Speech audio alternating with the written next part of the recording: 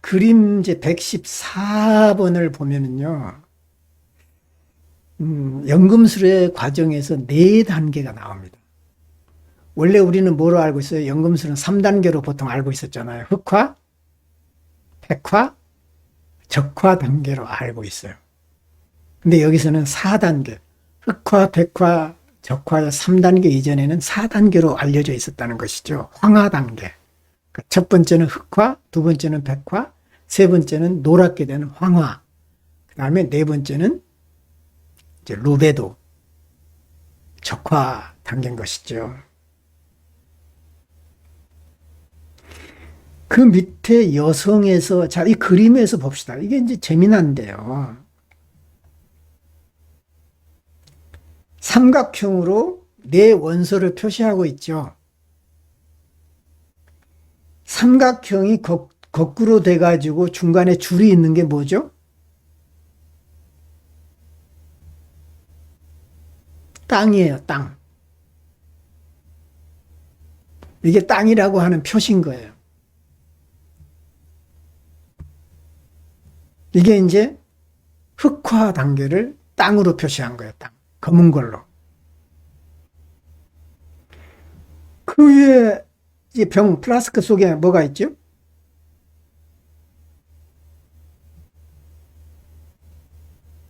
뭐로 보여요?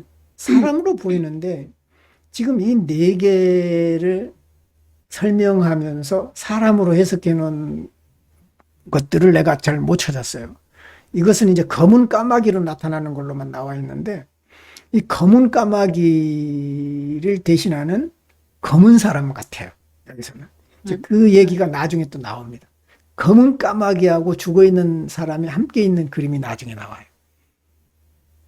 거기에서 이제 내가 이제 봤는데 이게 이제 뒤로 한참 가서 이 그림 보십시오. 그림 115 그림을 보십시오. 이게 이제 니그레도인데 이게 검은 까마귀와 검은 사람이 있죠. 이거를 연상하니까 해답이 풀렸어요. 사람으로 나오는데 검은 까마귀예요. 그래. 그래서 사람들이 여기서 이제 검은 까마귀라고 하는 것을 이제 내가 알았는데 검은 까마귀는 보이지 않아요. 근데 여기서는 이 그림에서는 이게 이제 땅이에요. 땅. 그 다음에 뭐죠? 삼각형이 거꾸로 된 기호가 무슨 뜻이죠? 청색이죠? 물을 상징하는 게 뭐죠? 여기서는 흰 비둘기, 재생. 처음에 이게 이제 검은 까마귀가 죽음을 상징한다면 두 번째는 물은 흰 비둘기가 상징을 하고 재생을 의미한다. 세 번째는 뭐죠? 노랗게 된 거죠? 공기, 황금색. 삼각형을 바로 놔가지고 줄이 쳐 있는 게 공기를 의미하고 삼각형을 바로 해가지고 빨갛게 된 게 불을 의미합니다. 이 삼각형 여러분 이제 또 잊어버리겠지만 앞으로 또 나오면 또 기억해서 또 이제 해보시기 바랍니다. 그리고 거기 이제 황화 단계에 병 속에 있는 게 뭐죠? 이제 이게 불사조인 거예요. 영원한 생명이죠. 불사조, 죽지 않는. 그 다음에 이제 이게 이제 불의 단계, 적화 단계가 병 속에 있는 게 뭐죠? 마치 그 사자 얼굴처럼 보이잖아요. 근데 그리폰이라 그래가지고 이게 이제 사자 더하기 플러스 독수리 이미지래요. 원래. 그래서 이제 그리핀이라고 하는 이제 신화적인 동물이죠. 사자와 독수리를 융합한 그런 의미로 돼 있다. 결국은 이제 이것을 어찌 보면은 철학자의 아들에 해당이 될 거다. 그래서 이제 이 부분에 대해서는 자세하게 책에서는 설명이 안 됐을 겁니다, 아마. 그래서 여기 설명을 보시면 이제 114번의 연금술 과정의 4단계를 보면 기독교 시대가 시작될 때부터 연금술 과정은 4단계로 구별되었다. 헤라클리토스 시대에 언급된 원래의 색상은 흑화, 백화, 황화, 적화로 나타난 거예요. 나중에 15, 16세기경에 색상이 3가지로 줄어들었고 황화라고 하는 시트리니타스라고 부르죠. 그 황화가. 그래서 황색증은 점차 사용되지 않았거나 거의 언급되지 않았다.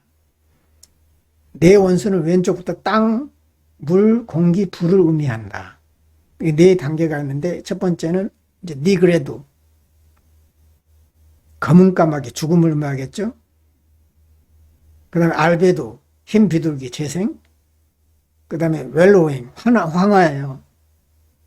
불사조, 영생을 의미하고, 그 다음에 적화는 그리폰. 이제 철학자의 아들을 탄생하는 과정이죠. 마지막 단계.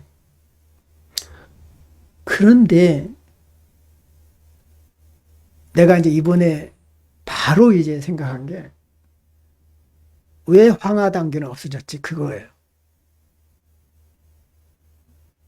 왜 4단계로 해도 될 텐데 4단계로 안 하고 3단계로 했지?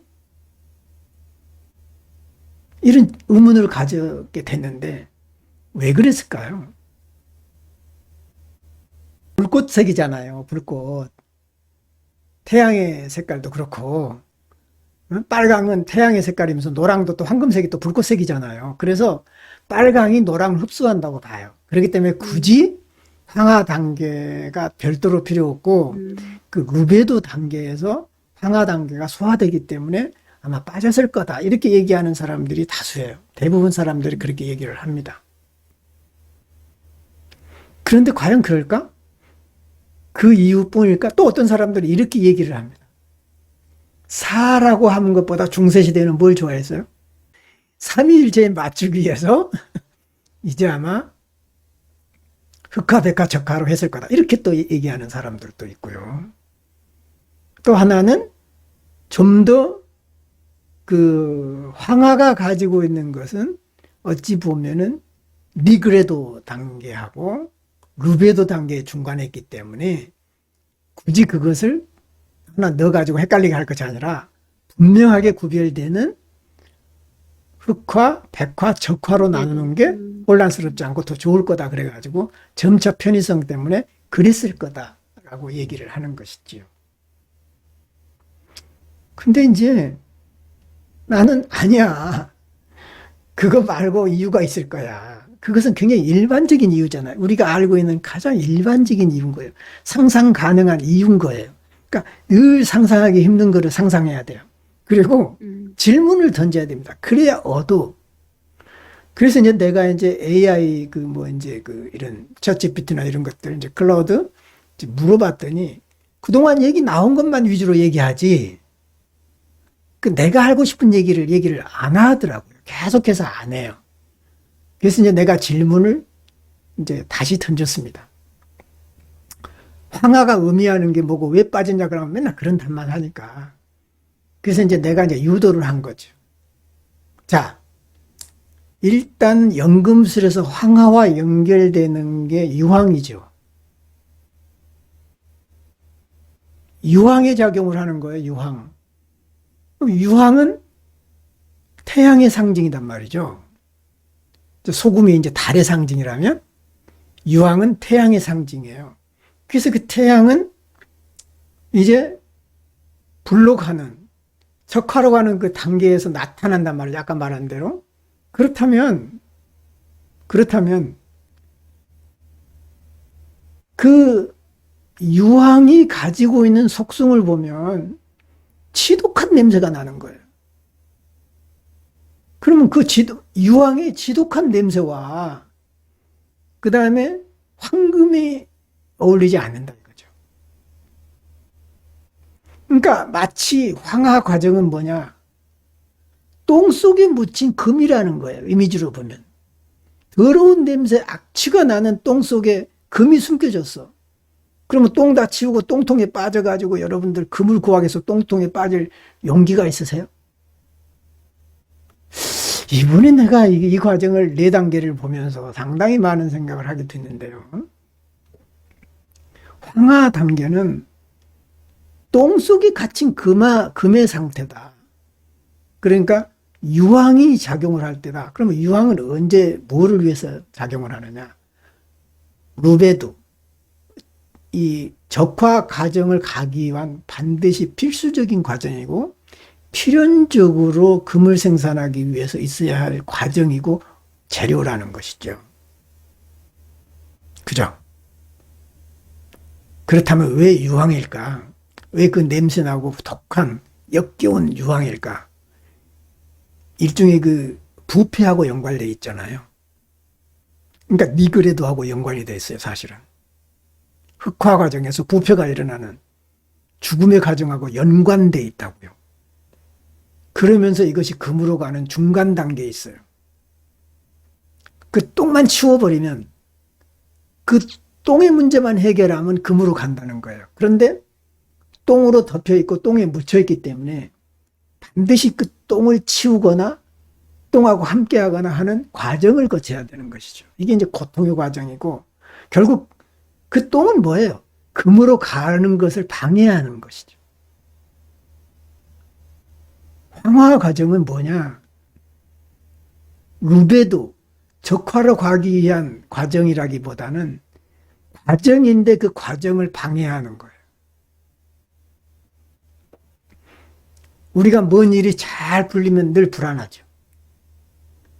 그 잘 풀리고 있으면 늘 방해꾼이 나타나서 못하게 만드는 경우가 많지요. 그런 경우 굉장히 많습니다. 그래서 군대 제대할 때도 말년에 조심하라는 이유가 방심해가지고 사고를 잘 내거든요. 군대에서 근무하다가 제대하게 되면 제대 일주일 남기고 사고 난 사람 많아요. 휴가 나가가지고. 결국은 좋은 일을 하는데 바로 그 목표에 도달하기 전에 좌절하거나 방해꾼들이 많아서 문제가 될 경우가 굉장히 많다는 것이죠. 연금술의 과정도 그렇고 모든 인간의 개성화 과정도 그래요. 잘 될만 하면은 하기 싫어져 버린다든가. 그 논문, 박사학위 논문도요, 조금만 참고 한 단계만 넘어가면 되는데 딱 그 마지막 고지를 두고 그만둔 사람 굉장히 많아요. 박사 논문 쓰는 사람들 중에. 그 마지막 그거를 그 방해꾼, 그 황화 상태에 있다가 루베도로 넘어가지 못하고 그 황화 상태에서 그 황의 역겨운 냄새 때문에 좌절해 버린다는 것이죠. 더 이상 가지 않아요. 물론 뭐 박사 논문 쓴 것이 꼭 뭐 금을 얻는 건 아니겠지만, 하나의 이제 정확한 비유인지는 모르겠지만 그거 뭐 안 써도 되죠. 그렇지만 하나 이제 비유적으로 얘기하자면 그렇다는 거예요. 재밌죠? 항상 인간의 발달 단계라고 하는 것은 늘 순조롭게 가지 않아요. 그래서 그 비혼의 그 좌표 생각이 났습니다. 좌표의 2단계는 뭐예요? 첫 번째는 그 정의를 가설을 내리잖아요. 아, 이럴 거다라고 하는 정의적 가설을 세우라는 거예요. 정의하지 말고. 그런데 그 다음에 가설에 머물러 있으니까 불안해. 그래서 정의를 내려버려. 너는 우울증이야. 너는 편집증이야. 너는 뭐 자기애적이야. 너는 경계선적이야. 그래야 이제 정신진단 편람을 찾아보기 쉽잖아요. 왜냐하면 그 안에 들어가지 않으면 내가 상담사가 불안해. 진단을 내려버려야죠. 그러면 그 진단을 내리는 순간 거기를 벗어나지 못해. 진단의 늪에서 벗어나지 못해. 그래서 그 진단으로부터 거짓을 계속 생산해내. 이것을 비혼이 싸이라고 불렀어요. 두 번째 단계. 그걸 넘어서야 이제 기재가 들어가. 표기할 수가 있어. 그 단계를, 그러니까 정의적 가설에서 이제 정의를 내리지 말고 이래서 3단계로 넘어가야 하는데 대부분의 사람들이 그 유혹을 견디지 못하고 나름대로 정의를 내려버린다든가 기존에 내렸던 범주 안에 넣어버린다는 그런 오류를 저지른다는 것이죠. 이게 비혼이 천재라는 게 바로 그런 거예요. 그래서 이제 어찌 보면 황화 단계가 비혼이 말하는 어찌 보면은 정상으로 가기 전에 스스로 깽판을 쳐버리는, 이 굉장히 정신분석적이죠. 지금 이 해석이. 그런 경우가 굉장히 많습니다. 그래서 그 황색증에 대해서 설명들이 많이 없어요. 책이나, 넘어갔다. 뭐 4단계였는데 3단계로 뭐 그냥 줄어들었다. 이 정도로만 하지. 나도 그동안 신경을 안 썼던 건데, 이제 이번에 여러분하고 이제 같이 이제 연금술을 하면서 내가 정리한 자료를 오늘 줬지만 많이 또 달라지기보다는 보충이 되는데 이제 그거는 또 나중에 드리겠습니다만. 그래서 유황과 황화를 살펴보니까 부패와 죽음하고 연관돼요. 그래서 니그레도하고도 연관이 되는 거예요. 황화 과정은. 유황이 타면서 나는 역겨운 썩은 달걀 냄새는 새로운 생명의 탄생이 전에 일어나야 하는 부패와 죽음과 관련이 있다. 이는 황화 앞에 나오는 니그레도와 유사하며 니그레도는 넘어섰지만 다시 니그레도 상태로 돌아간 듯한, 즉 퇴행하는 상태로 돌아가는 듯한 그런 상태가 돼버린다는 것이죠. 그래서 오래된 조잡한 물질, 즉 자아의 은유적인 죽음을 나타낸다. 네가 이제 완전한 영성을 얻기 위해서는 또 한 번 죽어야 되는 이런 과정을 거치는 것이죠. 불순물을 방출하는 과정이다.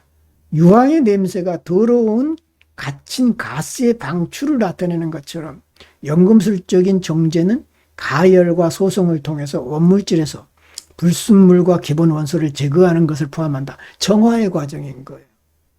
정화를 역겨운 냄새로 하는 거예요. 마치 똥으로 목욕하는 것 같아. 똥의 은유가 참 좋죠. 굉장히 기분 나쁜 은유지만 그 이상 표현할 길이 없어. 이를 통해 전제된 에센스가 나온다. 또 이제 우리가 치료를 잘 하다가 치료될 만하면 환자가 저항을 하지요. 이 저항의 단계이기도 해요. 우베도록 하기 싫어. 온전해지기 싫은 거예요. 왜? 온전해진다라고 하는 거 진실해진다는 건데 고통스러워. 그래서 유황의 역한 악취는 무언가의 원상태를 변형하고 정화하려고 할 때 마주치는 저항과 어려움을 나타냅니다. 마지막 그 고비를 못 넘어가. 연금술사들은 목표를 달성하기 위해서 이 불쾌한 단계를 단호하게 견뎌내야 한다는 거예요.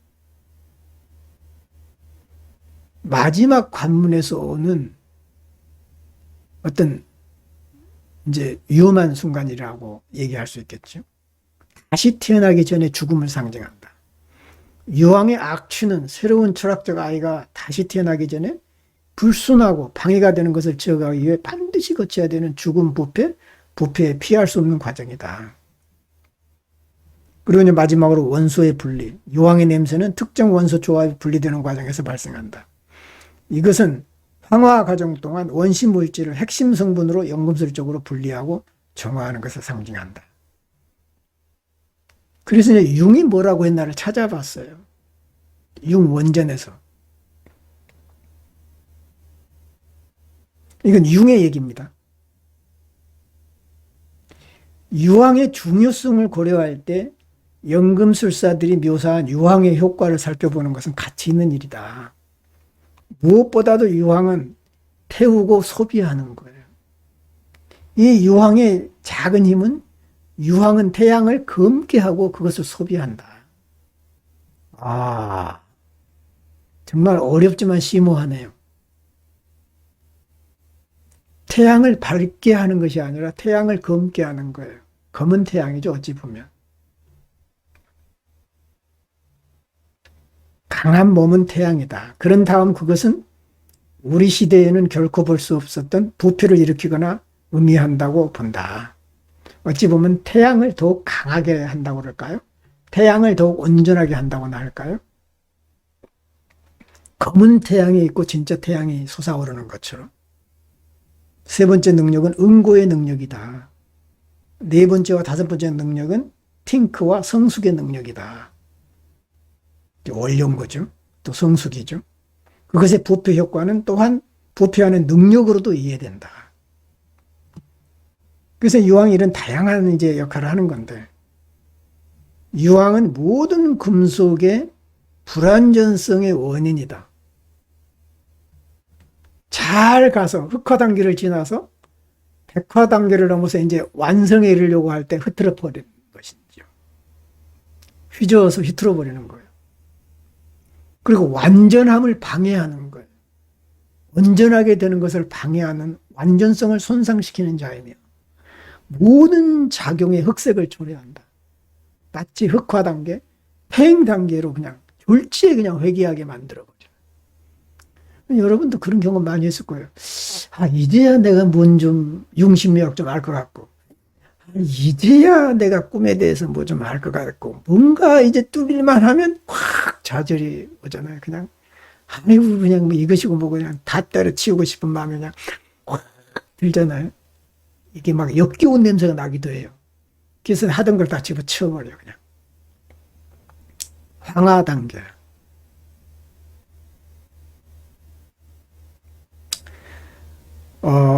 유황이 너무 많으면 부패의 원인이고요. 또 나쁘고 잘 섞이지 않고 악취가 나고 힘이 약해요. 마치 유황은 소금과도 같은 것 같아요. 소금은 지혜의 상징이죠. 어떤 사람이 지혜가 있느냐, 덜하지도 않고 덜하지도 않는 상태인 거예요. 이게 가장 지혜로운 사람이에요. 뭘 많이 안다고 지혜로운 게 아니라 더하지도 않고 덜하지도 않아. 그리고 right time을 알아. 어떤 게 적절한 시간인가를 아는 것이지요. 유황도 적절하게 쓰면 약이 되지만 조금만 과하게 쓰면 독이 되는 것이죠. 그런 것이죠. 그래서 그것의 물질은 밀도가 높고 질기며 그것의 부패작용은 한편으로는 그것의 가연성 때문이고 다른 한편으로는 흙 같은 배설물 때문이다. 그래서 유황은 어쩌면 흑화 단계와 적화 단계를 포함하기 때문에 빠졌을 수도 있어요. 그럼에도 불구하고 우리가 유황이 이제 황화 단계가 빠진 이유를 따져보면 결정적인 것은 뭘까요? 유황은 어떤 의미에서 우리 내면의 인격으로 말하면 뭐겠어요? 그림자예요. 그림자를 제거해 버리려고 하는 인간 본연의 속성, 본성을 반영합니다. 기분 나쁘다 이거야. 냄새 나는 것을 왜 하냐. 그래서 인류 역사에 보면은 그림자를 제거해 버리려고 하는 노력을 많이 했던 것이죠. 유대인의 대학살도 독일인이 갖고 있던 선민의식이 갖고 있는 그림자를 제거하려고 하는 아주 처절한 노력이고 아주 600만 명을 죽여버리는 끔찍한 사건을 일으킨 집단 무의식이 갖고 있는 집단 그림자가 어떤 투사를 일으켜서 그 그림자를 제거하는 전형적인 사건인 거예요.